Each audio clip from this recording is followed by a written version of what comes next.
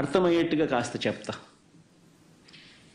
రాష్ట్రానికి ఉన్న ఆదాయాలను ఇంకా అదనపు ఆదాయం రాష్ట్రానికి వచ్చే విధంగా ప్రభుత్వం ఏదైనా కార్యక్రమాలు చేయగలిగితే దానిని సంపద సృష్టి అని అంటారు.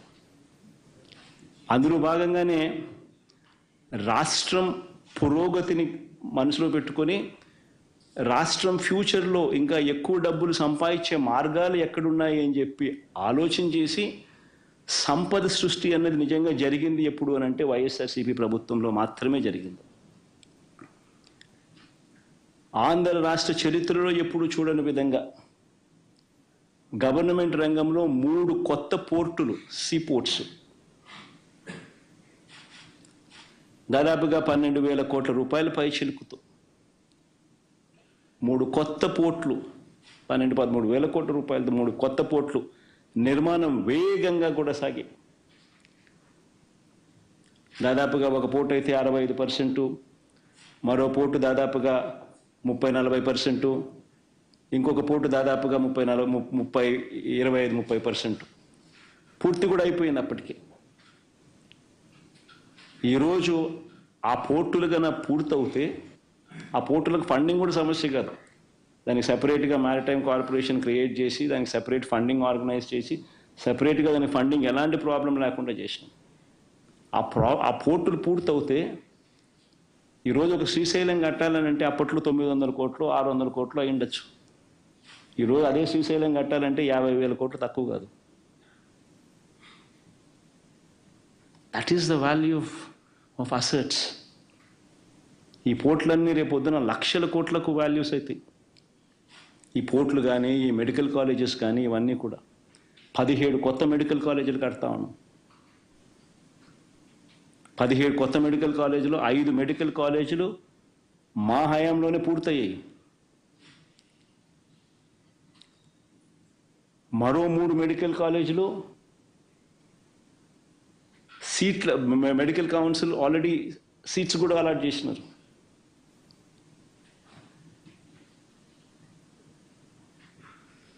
ఇలాంటి ప్రాజెక్టులు పూర్తవుతే దానిని సంపద సృష్టి అని అంటారు. ఇవి అందుబాటులోకి వస్తే రాష్ట్రానికి అదనపు ఆదాయాలు వస్తాయి. ఒక సీపోర్ట్ వస్తే ఆ సీపోర్ట్ చుట్టుపక్కల ప్రాంతాలన్నీ కూడా అభివృద్ధి చెందితే దానివల్ల జిఎస్డిపి పెరుగుతుంది, ఉద్యోగాలు వస్తాయి, పెరుగుదల కనిపిస్తుంది. మెడికల్ కాలేజీలు వస్తే ఖర్చులు తగ్గుతాయి, టెరిషరీ కేర్ అవైలబుల్గా ఉంటుంది.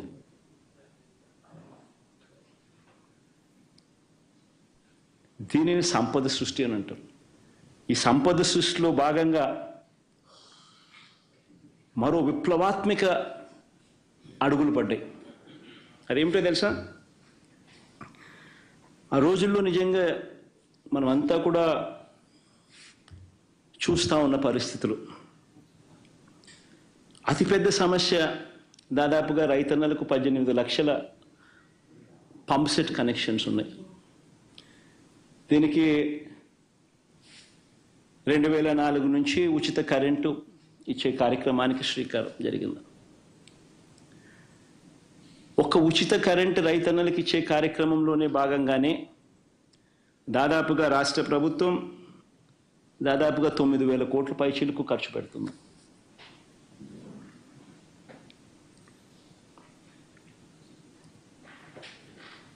ఈ దాదాపుగా ఇలాంటి పరిస్థితుల్లో చంద్రబాబు నాయుడు గారు 5 సంవత్సరాల పరిపాలన చూశాం. నిజంగా చంద్రబాబు నాయుడు గారి పరిపాలనలో 5 సంవత్సరాలలో ఏ స్థాయికి తీసుకొని పోయాడు అని అంటే ఈ డిస్కాముల పరిస్థితి నిజంగా రైతన్నలకు ఉచిత కరెంట్ అన్నది ఒక డ్రీమ్. రైతులకు నిజంగానే పెట్టుబడి అన్నది రైతన్నకు తగ్గించగలిగితే రైతన్న ఆదాయాలు పెరుగుతాయి. అందులో ఉచిత కరెంట్ అన్నది it plays a very important role. దాదాపుగా ప్రతి రైతుకు దాదాపుగా సంవత్సరానికి 40-45 వేల రూపాయలు రైతన్నలకు ఉచిత కరెంట్ రూపైనా చేతిలో పెడతాం పెట్టుబడి సహాయంగా. అలాంటి గొప్ప స్కీము, మంచి స్కీము కూడా చంద్రబాబు నాయుడు గారి పాలనకు వచ్చేసరికి డిస్కాములు ఏ స్థాయిలోకి వెళ్ళిపోవడం మొదలుపెట్టాయనంటే ఇలాంటి పథకాలన్నీ కూడా చేయగలుగుతామా అన్న పరిస్థితిలోకి వెళ్ళిపోతా ఉన్నాయి. డిస్కాముల పరిస్థితి చూస్తే చంద్రబాబు నాయుడు గారు రాకమునుపు 29,000 కోట్ల రూపాయలు అప్పులు బకాయిలు ఉంటే చంద్రబాబు నాయుడు గారు దిగిపోయే నాటికి ఏకంగా 86,000 కోట్ల రూపాయలకు ఎగబాకే డిస్కాములకు సంబంధించిన అప్పులు, డిస్కాములకు సంబంధించిన బకాయిలు దాదాపుగా 23.88% కంపౌండెడ్ యాన్యువల్ గ్రోత్ రేట్తో చంద్రబాబు నాయుడు గారి హయాంలో డిస్కాముల పరిస్థితి దయనీయమైన స్థాయిలోకి పోతా ఉంది. ప్రభుత్వం నుంచి ఆదుకునే దానికోసం డిస్కాములకు సపోర్ట్ చేసే కార్యక్రమం 13,255 కోట్లు మాత్రమే చేశాడు ఆయన. అదే వైఎస్ఆర్సీపీ ప్రభుత్వ హయాంలో 47,800 కోట్ల రూపాయల డిస్కాములకు ప్రభుత్వం నుంచి సహాయం చేయగలిగిన నిలబెట్టే ప్రయత్నం జరిగాయి. ఆ నిలబెట్టే ప్రయత్నంలో భాగంగానే పగటిపూటే రైతన్నలకు 9 గంటల పాటు ఉచితంగా కరెంట్ ఇచ్చే కార్యక్రమం జరిగిస్తూ అదేవిధంగా రాష్ట్ర ప్రభుత్వం మీద డిస్కాముల మీద భారం పడకుండా మరో 25 సంవత్సరాల పాటు రైతన్నలకు ఊరట కలిగించే కార్యక్రమం తీసుకొచ్చే కార్యక్రమంలో భాగంగానే రాష్ట్ర ప్రభుత్వం ఎప్పుడూ చేయని విధంగా ఆలోచనలు చేసింది. 2020 నవంబర్లో 6,400 మెగావాట్లకు సంబంధించి టెండర్లు AP green energy corporation limited ఆధ్వర్యంలో సోలార్ పార్కులు పెట్టాలి ఆంధ్ర రాష్ట్రంలో అని చెప్పి సంకల్పించి టెండర్లు పిలిచాం. ఆ టెండర్లలో ₹2.49 నుంచి ₹2.58 చొప్పున సప్లై చేయడానికి ఎన్టీపీసీ ఇలాంటి పెద్ద పెద్ద సంస్థలన్నీ కూడా టెండర్లలో పార్టిసిపేట్ చేసి దాదాపుగా 24 బిడ్లు దాఖలయ్యాయి. అయితే అన్ఫార్చునేట్గా మనం ఈ ప్రాజెక్టులు స్టార్ట్ చేయాలి అని అంటే మనకు చంద్రబాబు నాయుడు అనే చంద్రగ్రహణం కూడా మనకు ఉంది కాబట్టి రకరకాల పద్ధతుల్లో కోట్లల్లో ఈ ప్రక్రియ అంతా కూడా ఆపేసే కార్యక్రమం జరిగింది. ఆగిపోయిన పరిస్థితులు కనిపించాయి కోట్ల ద్వారా.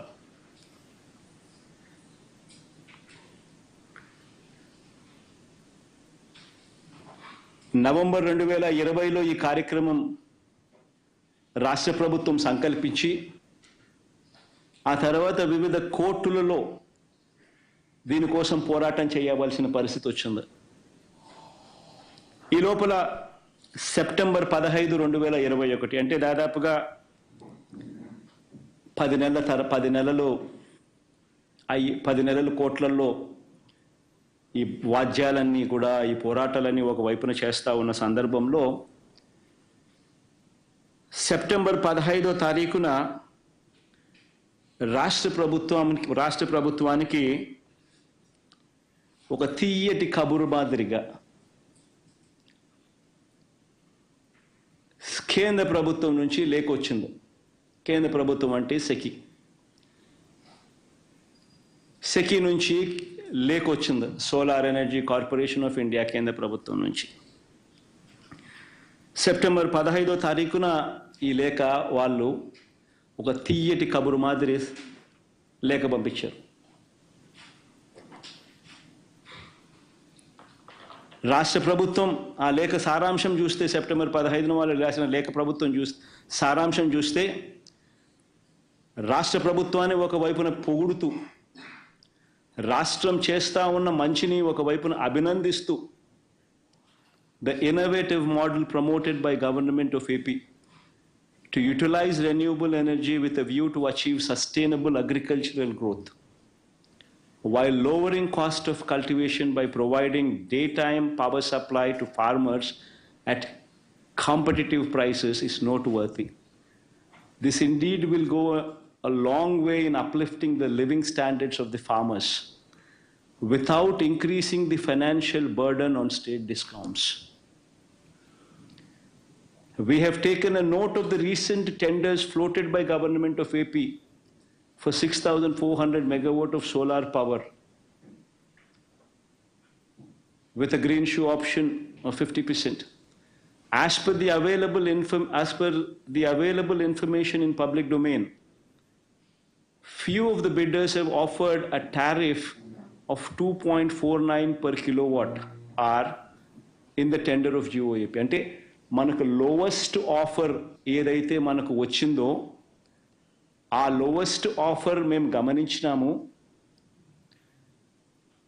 మీ డిస్కవర్డ్ లోవెస్ట్ ఆఫర్ ఏదైతే మీకు వచ్చిందో అది మేము గమనించినాము. మీరు రైతుల పట్ల చూపుతా ఉన్న శ్రద్ధకు మేము అభినందిస్తూ ఉన్నాము. అట్ ది సేమ్ టైం ఒక సస్టైనబుల్ మోడల్ తీసుకొని వచ్చి డిస్కాముల మీద కూడా భారం తగ్గిస్తూ మరోవైపున రైతులకు ఉచితంగా 9 గంటల పాటు కరెంట్ ఇచ్చే ఒక గొప్ప కార్యక్రమానికి ఫార్మర్స్ జీవితాలను అప్లిఫ్ట్ చేసే మీ ఉద్దేశం అభినందిస్తూ మేము we wish to submit the following proposition for your acceptance అని సెకీ దగ్గర నుంచి లేఖ. సెకీ రాసిన లేఖలో ₹2.49 ఇంక్లూడింగ్ సెకీ మార్జిన్స్ ₹2.49 మీరు లీస్ట్ ప్రైస్ ఏదైతే డిస్కవర్ చేసినారో అదే రేటుకు మేము ₹2.49 మేము ఆఫర్ చేస్తాము అని చెప్పి సెకీ లెటర్లో పేర్కొన్నారు. ₹2.49 per kilowatt hour including SECI's trading margin considering all these aspects అని చెప్పి రాసినారు. అంతేకాకుండా వాళ్ళు చెప్పిన ఇంకొక అత్యంత important points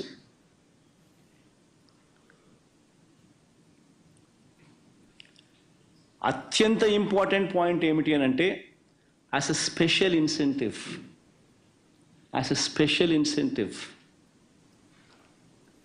Government of India has granted ISTS charges, అంటే interstate transmission system charges, waiver to solar projects set up under solar manufacturing tender for the entire 25 years of PPA life, irrespective of their commissioning date. Thus, no such charges would be applicable on Government of Andhra Pradesh.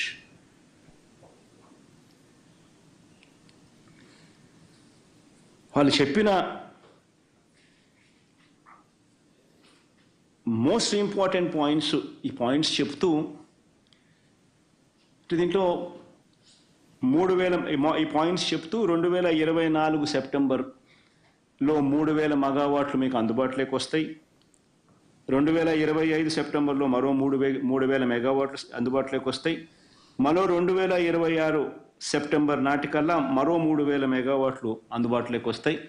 మొత్తంగా 9000 మెగావాట్ల solar capacity అందుబాటులోకి మీకు తెచ్చేదానికి మేము సిద్ధంగానే ఉన్నాం.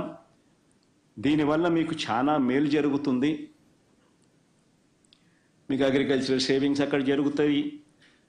మీ భూములకు సంబంధించి పైన మీ పార్క్ ఇన్ఫ్రాస్ట్రక్చర్ ఏదైతే మీరు ప్రస్తుతం టెండర్ల ద్వారా మీరు ఏదైతే ఇక్కడ ఆంధ్ర రాష్ట్రంలో కట్టాలనుకుంటున్నారో ఆ ల్యాండ్ మీకే అవైలబుల్గా ఉంటుంది. ఆ ల్యాండ్తో ఫ్రీ అయిపోతుంది. కాబట్టి ఆ ల్యాండ్లో మీరు ఏమైనా తర్వాత అయినా చేసుకోవచ్చు. ప్లస్ ఈ ఇన్ఫ్రాస్ట్రక్చర్ కాస్ట్ మీరు ఏదైతే సోలార్ పార్కుల మీద మీరు పెట్టాల్సి ఉంటుందో ఆ ఇన్ఫ్రాస్ట్రక్చర్ కాస్ట్ కూడా మీరు పెట్టాల్సిన అవసరం కూడా ఉండదు.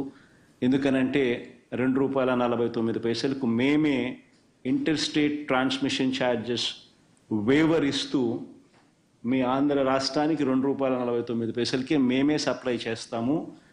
మీకు అందుబాటులోకి వచ్చిన లోవెస్ట్ ఆఫర్కు మీరు కనుక్కున్న టెండర్ల ద్వారా మీరు కనుక్కున్న ₹2.49 ఏదైతే మీరు లీస్ట్ రేటు కింద మీకు అందుబాటులోకి ఏదైతే వచ్చిందో అదే రేటుకే మేము అందుబాటులోకి మీకు తెస్తాము అని కేంద్ర ప్రభుత్వం రాష్ట్ర ప్రభుత్వానికి రాసిన లేఖ ఇది.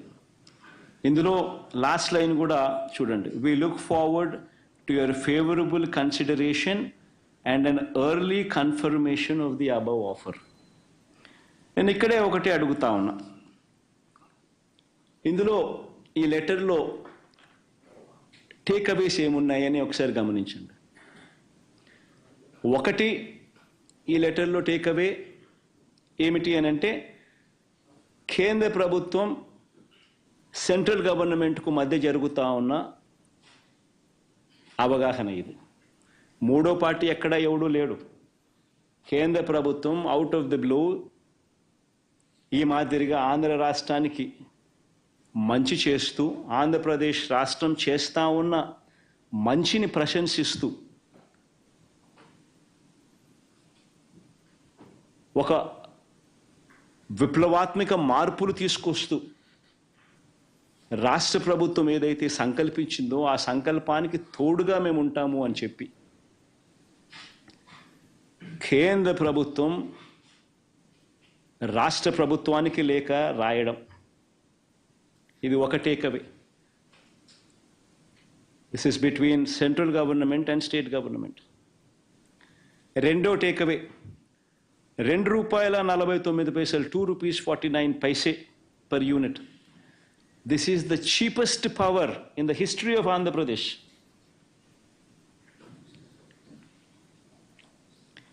History of Andhra Pradesh లో ఇది చీపెస్ట్ పవర్. మూడో టేక్అవే, ఇంకా అక్కడే ఉన్నాం మనం. ఇంక మూడో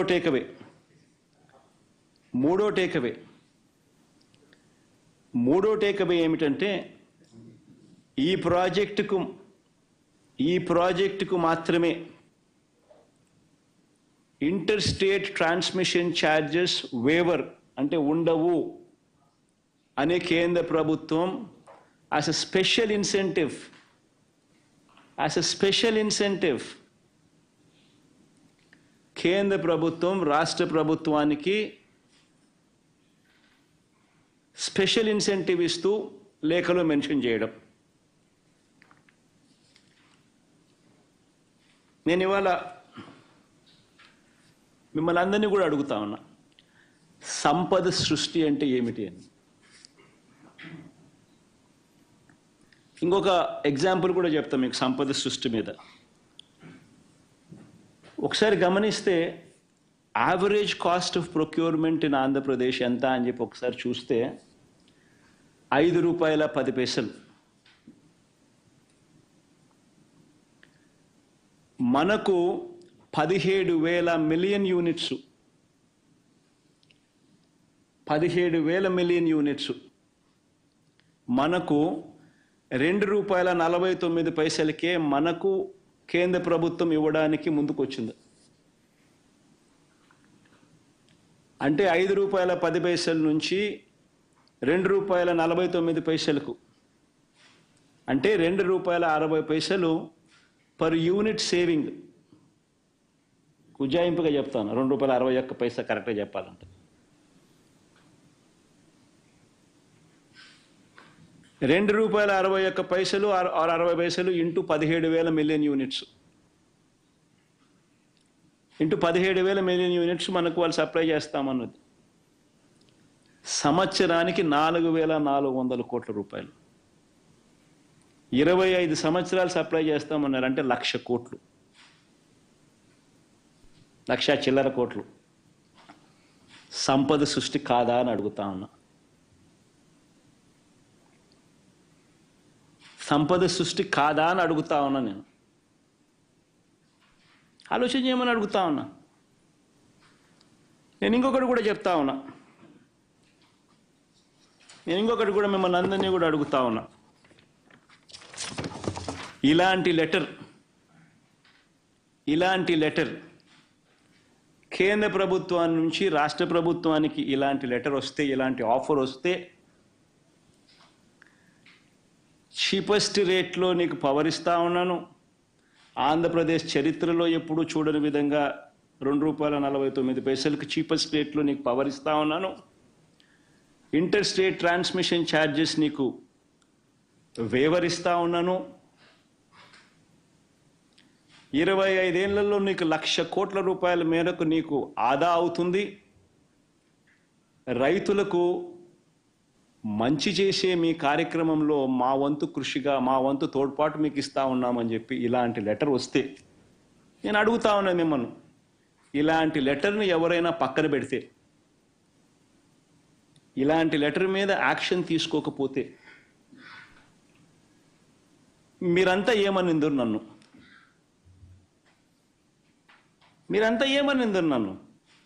నేను అడుగుతా ఉన్నా. ఇదే ఈనాడు, ఇదే ఆంధ్రజ్యోతి, ఇదే టీవీ ఫైలింగ్ నన్ను ఏ రకంగా దుమ్మెత్తిపోసిందరు? ఆలోచన చేయమని అడుగుతా ఉన్నా. రాష్ట్రానికి మంచి చేస్తూ అడుగులు ముందుకు నేనేస్తే బురద జల్లడం ఏమిటి అని చెప్పి నిజంగా మనమంతా కూడా మనల్ని మనం అడగాలి. ఈనాడు చేస్తూ ఉన్నది, ఆంధ్రజ్యోతి చేస్తూ ఉన్నది, టీవీ ఫైల్ చేస్తూ ఉన్నది, చంద్రబాబు నాయుడు గారు తెలిసి చేస్తూ ఉన్నది ధర్మమేనా అని చెప్పి మనందరం కూడా అడగాలి. ఒక్కసారి గమనిద్దామా, చంద్రబాబు నాయుడు హయాంలో నిజంగా ఇదొక చరిత్రలో నిలిచిపోయే ఘటం. ఇది చరిత్రలో నిలిచిపోయే ఘటం. ఇది హిస్టారికల్ ఈవెంట్. ₹2.49 చీపెస్ట్ రేట్కు ఆంధ్ర రాష్ట్రం ఇన్ని గవర్నమెంట్లు చూసాం, ఇంతమంది ముఖ్యమంత్రులను చూసాం, ఇన్ని ప్రభుత్వాలు చూసాం. ఏ ఒక్కరూ చేయలేనిది వైఎస్ఆర్సీపీ ప్రభుత్వం చేయగలిగింది. This is history which was made. ఒక హిస్టరీ క్రియేట్ చేసాం. ఒక చరిత్రలో నిలిచిపోయే ఒప్పందం ఇది. ఇలాంటి చరిత్రలో నిలిచిపోయే ఒప్పందం, ఇలాంటి ఒప్పందం జరిగితే ₹2.49 మాత్రమే ఈ పవర్ మనకు అందుబాటులోకి వచ్చే పరిస్థితి ఉంటే, inter state transmission charges waiver చేస్తూ ఏకంగా రాతపూర్వకంగా రాస్తే,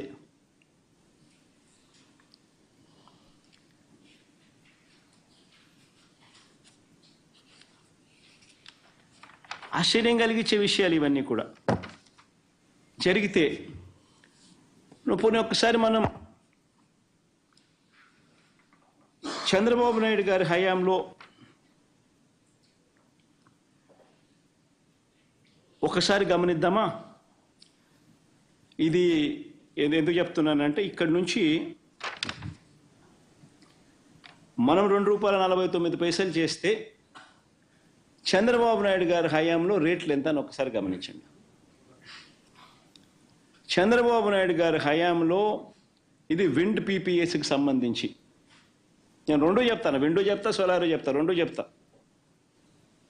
సోలార్ అయితే ఇంకా కళ్ళు తిరుగుతాయి అనుకో. చంద్రబాబు నాయుడు గారు చేసుకున్న పీపీఎలకు సంబంధించి చూస్తే, విండ్కి సంబంధించి ఒకసారి చూస్తే 2014 నుంచి 2019 చంద్రబాబు నాయుడు గారి హయాంలో ఆయన 3,500 మెగావాట్లకు ఆయన పీపీఎల్ చేసుకున్నాడు. 133 పీపీఎల్ చేశాడు 3,494 మెగావాట్లకు. ఆయన చేసిన ఈ పీపీఎల్ గమనిస్తే విండ్కి సంబంధించి ₹4.84 నుంచి ₹4.83 కూడా వచ్చింది. 2014లో మాత్రం ₹4.70. విండ్కి సంబంధించి పీపీఏ. పోనీ సోలార్కి సంబంధించి ఒకసారి చూద్దాం. సోలార్కి సంబంధించి 2,500 మెగావాట్లు ఆయన హయాంలో 2014 నుంచి 19 మధ్యలో ఆయన చేసుకున్న పీపీఎల్. 2014లో 30 పీపీఎల్ చేశాడు. 650 మెగావాట్లకు ₹6.49 యావరేజ్. ₹5.25 నుంచి ₹6.99 మధ్యలో చేసినాడు. 2015లో ₹5.96 చేసినాడు, మరో 250 మెగావాట్లు. మళ్ళీ ఆ తర్వాత 2016లో ₹6.80, ₹5.99, ₹4.61, ₹4.50. ఆయన సోలార్ యావరేజ్ ఎంత అని చెప్పి చూస్తే ₹5.90.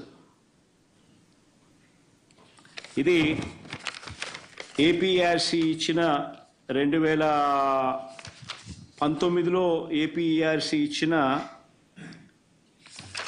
టారిఫ్ ఆర్డర్ చూస్తే 2019 నుంచి 2019-20 టారిఫ్ ఆర్డర్ చూస్తే Andhra Pradesh APERC electricity regulatory authority విడుదల చేసిన టారిఫ్ ఆర్డర్ చూస్తే wind power average Chandrababu Naidu గారి హయాంలో ₹4.63 అయితే solar project average ₹5.90 per unit. మరి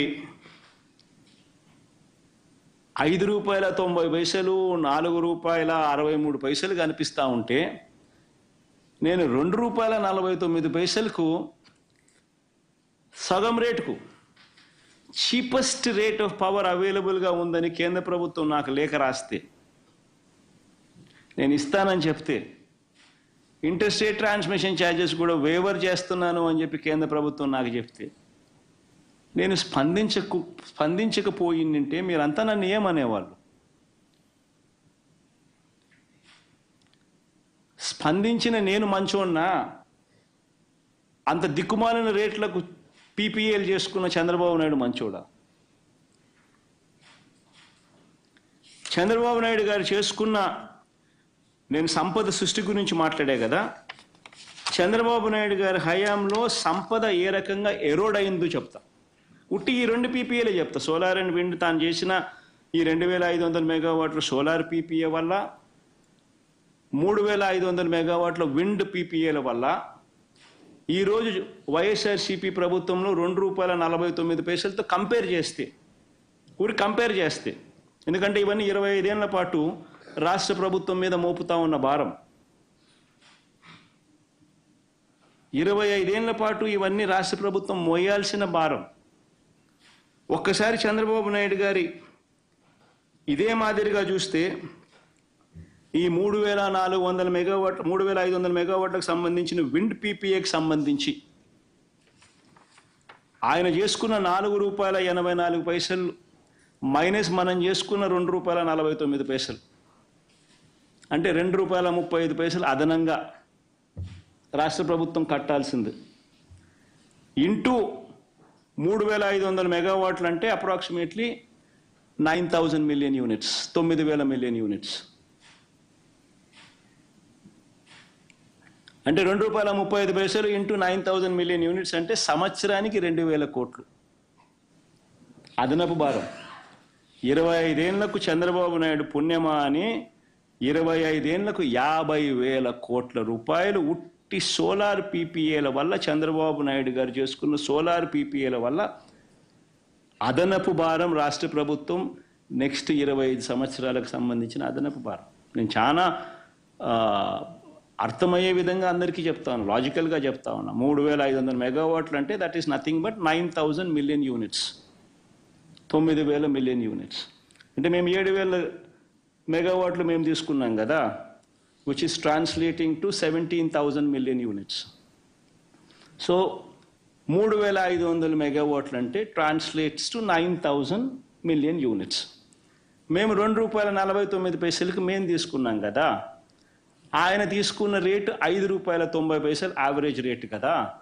సో ₹5.90 సంబంధించి, సారీ ఇది విండ్ కాబట్టి ₹4.84, ₹4.84 మైనస్ ₹2.49 అంటే ₹2.35 అదనంగా కట్టాలి కదా. ఇంటూ 9,000 మిలియన్ యూనిట్లు కదా, అంటే 2,000 కోట్లు సంవత్సరానికి కదా. 25 ఏళ్ళు అంటే 50,000 కోట్లు రాష్ట్ర ప్రభుత్వం 25 ఏళ్ళలో అదనంగా కట్టాల్సిందే కదా, భారం మోయాల్సిందే కదా. పోనీ సోలారు 2,500 మెగావాట్లు సోలార్ ఆయన తీసుకున్న కెపాసిటీ, ఆయన తీసుకున్న యావరేజ్ రేట్ ₹5.90. మేము ఒప్పందం చేసుకునేది ₹2.49. అంటే ₹3.41 ఆయన అదనపుగా ఆయన పీపీఏల వల్ల అదనంగా రాష్ట్ర ప్రభుత్వం కట్టాలి కదా. ₹3.41 ఇంటూ 2,400 మెగావాట్లు అంటే అప్రాక్సిమేట్లీ 4,200 మిలియన్ యూనిట్స్ అప్రాక్సిమేట్గా. సో ₹3.41 ఇంటూ 4,200 మిలియన్ యూనిట్లు అంటే 1,500 కోట్లు సంవత్సరానికి ఎక్స్ట్రా బర్డన్. అర్థమైంది కదా నేను చెప్పేది, బాగానే చెప్తున్నా కదా. సో 1,500 ఇంటూ 25 ఏళ్ళు అంటే 37,500 కోట్లు ఎక్స్ట్రా బర్డనే కదా. సో ఆయన హయాంలో ఆయన చేసుకున్న ఉట్టి ఈ సోలారు విండ్ పీపీఏల వల్ల 25 సంవత్సరాలలో రాష్ట్ర ప్రభుత్వం అదనంగా జగన్ హయాంలో సంపద సృష్టి 1,00,000 కోట్లు పైన జరిగితే దాదాపుగా 1,10,000 కోట్లు 4,400 ఇంటూ 25 ఏళ్ళు జరిగితే, చంద్రబాబు నాయుడు హయాంలో 87,500 కోట్లు సంపద ఆవిరి. నేను అందరికి అర్థమయ్యే భాషలోనే చెప్తున్నాను నేను.